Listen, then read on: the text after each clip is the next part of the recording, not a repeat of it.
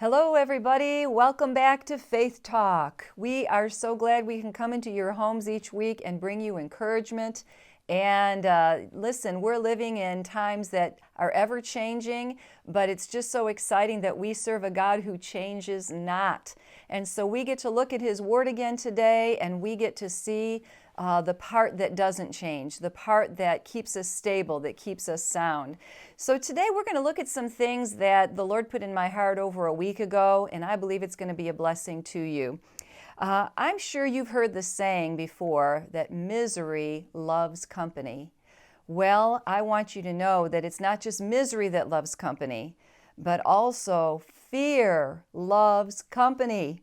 I'll tell you what, you turn on the television, you talk to the neighbors, people all around, they just can't resist talking about how afraid they are, talking about the uncertainty of the times we're living in. It's just all there is for them to think about and talk about, because fear loves company. Well, here's what's going to happen. If you refuse to fear and you refuse to jump into these conversations with everybody else, you might get accused of being irresponsible. You might get accused of being foolish, or, well, that person has their head in the clouds. Well, if it's the clouds of heaven, that's where we want our heads. We want to be thinking God's thoughts. And so I'm going to share some things today with you from the story of David and Goliath. And we're going to look at how not fearing, when everybody around him was fearing, is what caused him to win the victory. So pull up your chair, get a Bible, get something to take notes with, and we're going to look at 1 Samuel chapter 17. In 1 Samuel chapter 17, in verse 1, it says, "Now the Philistines gathered their armies together to battle, and they were gathered at Soko, which belongs to Judah. They encamped between Soko and Azekah and Ephes-dammim, and Saul and the men of Israel were gathered together, and they encamped in the valley of Elah, and drew up in battle array against the Philistines. The Philistines stood on a mountain on one side, and Israel stood on a mountain on the other side, and there was a valley in between them." Now, I've been to this actual location in Israel, and it's exactly like it's described here. There's a mountain and a big valley in the middle, and there's a safe distance between the two sides. So it must have been an interesting picture to see the Philistines here, the Israelites here, and ain't nobody getting in the valley. So in verse 4 it says, "And a champion went out from the camp of the Philistines named Goliath from Gath, whose height was 6 cubits and a span." Now I just want to stop here for a minute, because in reading this story, we know that Goliath was a giant.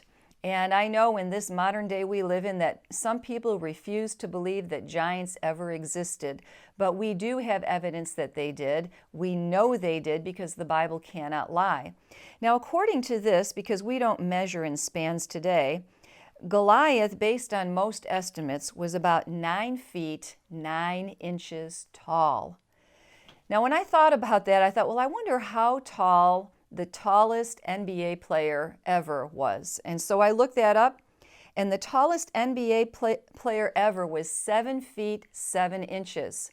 So when you think about that, Goliath was 2 feet taller than the tallest NBA player. And I'm sure that 7 foot 7 inches, that you could really feel it if you were standing next to that person. So we're talking about a massive size man. And he's not just tall, but it says he had a bronze helmet on his head. He was armed with a coat of mail, and the weight of the coat was 5,000 shekels of bronze. And he had bronze armor on his legs and a bronze javelin between his shoulders. And the staff of his spear was like a weaver's beam, and his iron spearhead weighed 600 shekels. I'll tell you, this man was fully armored. He was full of metal, full of strength, full of size, and he was intimidating to the Israelites. Now, we know the story, but I'm just going to go ahead and read some of this because we don't want to skip some of the good parts. But he stood and cried out to the armies of Israel and said to them, this is verse 8, "Why have you come out to line up for battle? Am I not a Philistine, and you the servants of Saul? Choose a man for yourselves and let him come down to me. And if he is able to fight with me and kill me, then we will be your servants. But if I prevail against him, and kill him, then you shall be our servants and serve us." And the Philistines said, "I defy the armies of Israel this day. Give me a man that we may fight together." And when Saul and all of Israel heard these words of the Philistine, they were dismayed and greatly afraid. Greatly afraid. Listen, they were afraid of all natural circumstances. They were afraid of his size. They were afraid of his words, of his threats. So they would not come forward. It's amazing to me that there was not one man in all of the armies of Israel that had the courage to step forward and say, "I will fight this Philistine." I mean, these men that had gathered together from Israel were experienced men of war, but not one would come forward because they were focused on the natural. Now let's go further. Now David was the son of that Ephrathite of Bethlehem, Judah, whose name was Jesse, and who had 8 sons. And the man was old and advanced in years in the days of Saul, and the 3 oldest sons of Jesse had gone to follow Saul to battle. So David's 3 oldest brothers were part of this army of Israel that were already there, and not one of them would come forward to fight the giant. Well, the Philistines drew near, and he presented himself 40 days, morning and evening.